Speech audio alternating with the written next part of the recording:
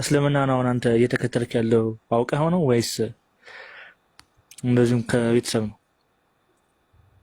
አውቄው ነው። ለዛ እኮ ነው አግኖስቲክ ሁኜ ብዙ አመት ኑር ያለው ምናምን ያልኩ ከመጀመሪያው።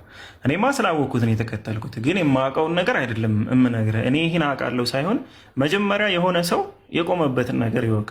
ገባህ? ከዛ በኋላ አንተ የምታውቀው ነገር ምንድን ነው ካልከኝ በስርዓት የሆነ ቁጭ ብዬ እዚሁ ላይቭ የማውቀውን በእውቀት እንዴት እንዳገኘሁት በተአምራት ምናምን እንደዚህ አይነት ነገሮች ሳይሆን በእውቀት አምላኬ እኔ ሰባቱ ሰማያትና ምድርን በ6 ቀናት ፈጠርን ስላለኝ እንዳልተቀበልኩት ለመፍጠሩ ተጨባጭ የሆነ ነገራቶች ስላሳየኝ እንደሆነ ይሄ ስለ ቪዥን ምናምን አይደለ። እሱ ኦልድ ሞድ ነው እንዳልኩ።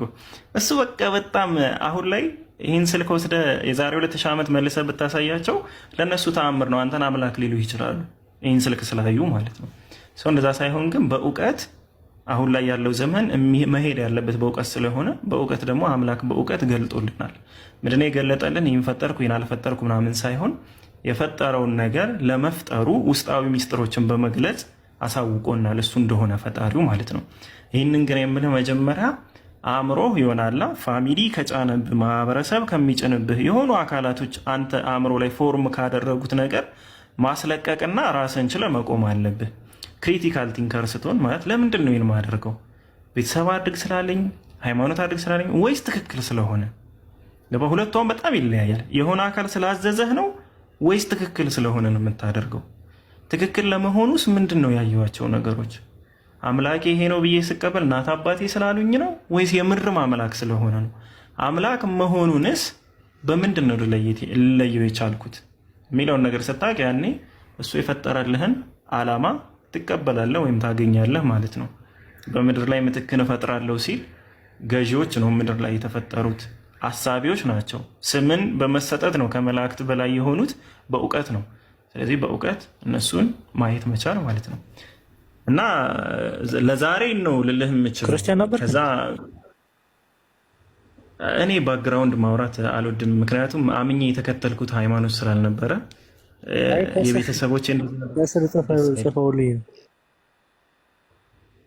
ተዋቸው። ከስር የሚጽፉት ክርስቲያን ነበረ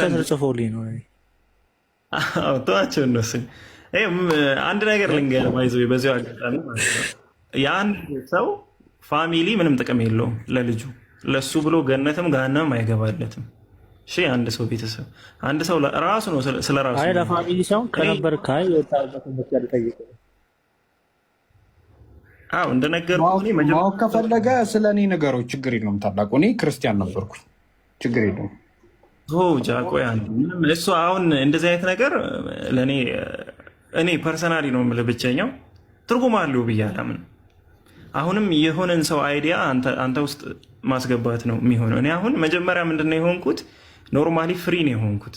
ገባ? ለምን የሚል ጥያቄ የኃጢአት ውርስ ለምን አዳም እንደዚህ የአዳም ታሪክ ላይ የሆነ እባቡ ሲገባ ለምን የሆኑ ነገሮች ለምን እንደዚህ ሆነ? ምክንያቱ ምንድን ነው?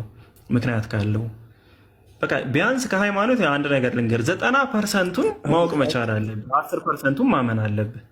ገባ? እምነት የሚባለው ነገር 10%ቱን እመን፣ 90%ቱን ግን የውርስ ኃጢአት ስትል የውርስ ኃጢአት ብሎ ታስተምራለች እንዴ? የውርስ ኃጢአት ምን አልከኝ? ብቸኛው ብላ ታስተምራለች እንዴ ቤተክርስቲያን? ስለ ኦርቶዶክስ ከሆነ የምትጠይቀኝ ኦርቶዶክስ የውርስ ኃጢአት ጋር በተገናኘ ሁለት አይነት እይታ አለ። አንደኛ ድቀተ ባህሪን የወረስን ማለትም አክቹዋል ሲን ወይም ራሱን ኃጢአቱን ሳይሆን የወረስን ድቀተ ባህሪ ነው። በኃጢአት ምክንያት የአዳም ባህሪ ደቋል ነው። ኃጢአተኛ ኃጢአትን የመፈለግ ዝንባሌ አለው የአዳም ባህሪ። ያ ደግሞ እኛ ከውድቀት በኋላ ካለው አዳም ስለተወለድን ያ ዝንባሌ እኛም ጋር አለ የሚል እምነት ያላቸው አሉ። ያ የኦርቶዶክስ አስተምሮ። ሌላኛው የኦርቶዶክስ አስተምሮ ደግሞ አክቹዋል ሲን ነው፣ ኃጢአት ራሱ የተወረሰ ነው ብለውም የሚያምኑ አሉ። ግን ይህንን ሁለቱም ላይ አንተ አእምሮህን ከተጠቀምክ ሁለቱም ላይ ጥያቄ አንስተህ ጥያቄ መጠየቅ ማቅረብ ምናምን እንደዚህ ትችላለህ። ካሳመነህ ደግሞ ያሳመነህን የሆነ ፓርት ትቀበላለህ ነው። እንደ ኦርቶዶክስ ግን ከጠየከኝ ድቀተ ባህሪ ያለ ብለው ለሁለት ተከፈልከው። አው ለሁለት ነው የሚከፈለው። ቲክቶክ ላይ አታውቅም? ዲቤት ተው ስም አልጠራም። ብቻ በኦርቶዶክሶች መሀል አስተምሮ አይቻልም። አዎ የውርስ ኃጢአት አለ ወይስ ደግሞ የለም ድቀተ ባህሪ ነው በሚል ልዩነቶች አሉና ብቻ አሁን ልዩነቶችን ተዋቸውና ሁለቱም ላይ ግን የትኛው ነው መጽሐፍ ቅዱሳዊ የሆነ አንደኛ፣ ሁለተኛ እስልምና ላይ የውርስ ኃጢአት የሚባል ነገር የለም። ኃጢአት ማለት በነፃ ፈቃዱ የሆነ ሰው የሚሰራው ስራ ነው። በነፃ ፈቃዱ ለሰራው ነገር ደግሞ አንድ ሌላኛው አካል በነፃ ፈቃዱ ላልሰራው ተጠያቂ አይሆንም። ካልሆነ የሚጠየቀው ልጁ ሳይሆን የሚጠየቀው ፈጣሪው ነው። ለምን? ከዛ እንዲወለድ ያደረገው ፈጣሪው ነው። ገባ? ለምሳሌ የሆነ ታሪክ የሆኑ ማህበረሰቦች ጥፋት ቢያጠፉ እነሱ የሚወልዷቸው ልጆች በነዛ ማህበረሰቦች ምክንያት ብቻ አብሮ ተቀጭ የሚሆኑ ከሆነ ያ ተጠያቂ የሚሆነው አምላክ እንጂ እነዛ ልጆች አይደሉም። ለምን? አምላክ ነው መርጦ የሆነን ሰው ከሆነ ሰው ላይ እንዲወለድ የሚያደርገው። በአምላክ ስራ ሰዎቹ ሊጠየቁ አይገባም ነው።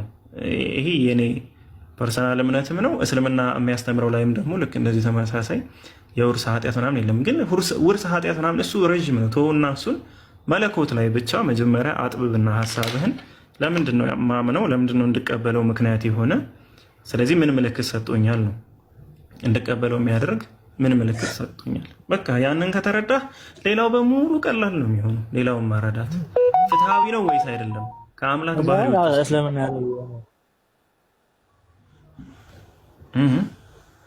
እንትን ምን ነበረ ሰዎች ለጋኔን ነው ምናምን ፈጠረን የሚሉ ሱራ ላይ እሱ ምን ለማለት ተፈልገው ነው? አይ ለጋኔን ፈጠርን አይደለም። ሜቢ ከሰውም ከጋኔልም ብዙዎች አሁን ከሰውም ከጋኔልም ብዙዎቹን ለጋኔን ፈጠርን ይላል። ምንድን ነው ያለው? ሰውንም ጋኔልንም ለገሃነም ፈጠርን አይደለም ያለው። ምንድን ነው ያለው? ከሰውም ከጋኔልም ነው የሚለው። ከሰው ማለት ከሰው የሆኑ ከሰው ማለት እኮ ጥቅሱን አይደል እንትኑን አይደል የጠየከኝ? ምን ማለት ነው አይደል ያልከኝ? ብቻ እኮ ምን ማለት እንደሆነ እየነገርኩህ ነው። በመጀመሪያ አንቀጹ ምንድን ነው የሚለው? ሰዎችንም ጋኔሎችንም ሳይሆን ከሰዎችም ከጋኔሎችም ነው የሚለው። ከማለት የሆኑ ማህበረሰቦች ከምን የሆኑ ከሰው የሆኑ ማህበረሰቦች አሉ፣ ከጋኔን የሆኑ ማህበረሰቦች አሉ። እነዛ ማህበረሰቦች ምንድናቸው? ለገሃነም የተፈጠሩ ናቸው ነው። ገባ? ከዛስ ለገሃነም የሚለውት በምን ምክንያት ነው? እዛው ላይ አንቀጹ ባይዘው 2-3 አንቀጽ ሳታይ እዛው ላይ ራሱ ምላሹን ይሰጠዋል። እነርሱ የማያዩባቸው አይኖች አሏቸው ምናምን እያለ ማለት ነው። ከጋኔንም ከሰዎችም ብዙዎችን ይላል። ብዙዎችን አብዛኛውም ሳይሆን ብዙዎችን ባይዘው ሁለቱ ልዩነት አለው። ኢትዮጵያ ውስጥ ብዙ ፕሮቴስታንት አሉ ማለት አብዛኛውን ፕሮቴስታንት ነው ማለት አይደለም። አብዛኞቹም ግን ፕሮቴስታንት ናቸው ካልኩ ግን ኢትዮጵያ ውስጥ ካሉ ሃይማኖቶች ውስጥ አብዛኛውን ፕሮቴስታንት ነው ማለት ነው። ስለዚህ ከጋኔንም ከሰዎችም ጥቂት የሆኑ ሰዎች አይደሉም እነማን ለገሃነም የተፈጠሩት ሲሆን ብዙ ሰዎች ናቸው ለገሃነም የተፈጠሩት። እነዛ ሰዎችስ ለምንድን ነው ለገሃነም የተፈጠሩት ካልክ ለእነርሱ አለ በእርሳቸው የማያውቁባቸው ልቦች አሏቸው፣ ለእነርሱም በሳቸው የማያዩባቸው አይኖች አሏቸው፣ ለእነሱም በሳቸው የማይሰሙባቸው ጆሮዎች አሏቸው። እነዚያ እንደ እንስሳዎች ናቸው፣ ይልቁንም እነርሱ በጣም የተሳሳቱ ናቸው አለ። እነዚያ ዘንጊዎቹ እነርሱ ናቸው ብሎ ያስቀምጣል። ስለዚህ እነዚህ ሰዎች ስለተሳሳቱ ላይክ ኢየሱስ ደንቆሮች፣ ደንቆሮ ማለት እየሰማ የማይቀበል የማያዳምጥ አይነት ማለት ነው። እንደዚህ አይነት ካራክተር ስላላቸው አማኞች ስላልሆኑ ማመንም ስለማይፈልጉ እነዚህ አካላቶች ከሰውም ከጋኔንም ዝርያ ሆነው ግን ብዙ የሆኑ ሰዎች ሲሆኑ ይህ ባህሪ ያላቸው እነዛ ደግሞ ገሃነም ገቢዎች ናቸው። ገባ? ገሃነም የሚገቡ ሰዎች ናቸው። እና ለገሃነም የሚለው መጨረሻቸውን እንጂ መጀመሪያቸውን አያሳይም። ብዙ አይነት ጥቅስ አለ ከዚህ ጋር በተገናኘ ግን እዚሁ ራሱ አንቀጹን ብቻ ብታየው አንደኛ ከሰዎችም ከጋኔንም አብዛኛውም ሳይሆን ብዙዎችን ነው የሚለው። ብዙ የሆኑ ፍጥረቶች አሉ ምን የሚሆኑ ወደ ገሃነም የሚገቡ። እነዛ ፍጥረቶች ለምንድነው ወደ ገሃነም የሚገቡ? ለነሱ ማያዩባቸው ማይሰሙባቸው ልቦች ምናምን እነዛ የተሳሳቱ ስለሆኑ ከሃዲዎች ስለሆኑ